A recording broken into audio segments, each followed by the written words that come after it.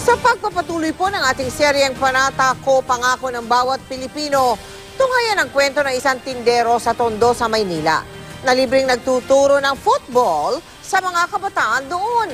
Kahit hindi siya regular na nakakapaghanap buhay dahil sa kanyang adikain, hindi pa rin daw siya titigil sa pagtulong sa mga bata. Nakatutok si Ian Cruz.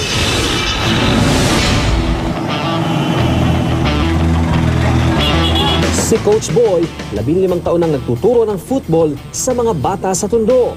Pangarap ko kasi ang football dito sa Tondo, huwag siyang mawala.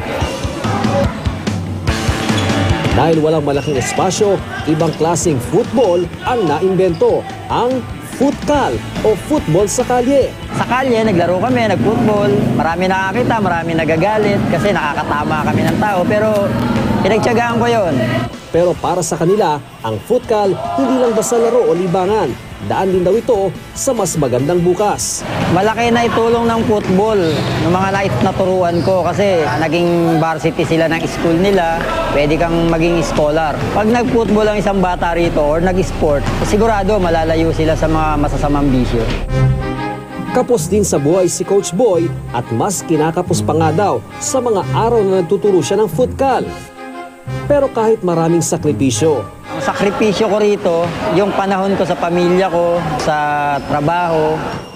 O hamon, Bago kami makapunta dun sa nag-invite sa amin, humingi na lang ako ng tulong kahit pamasahin na lang. mas matimbang naman daw ang nagagawang pagbabago sa buhay ng mga batang Tondo. Masaya, marami kami, naglalaro kami, sama-sama, naging pangalawang pamilya ko yung mga batang Tondo.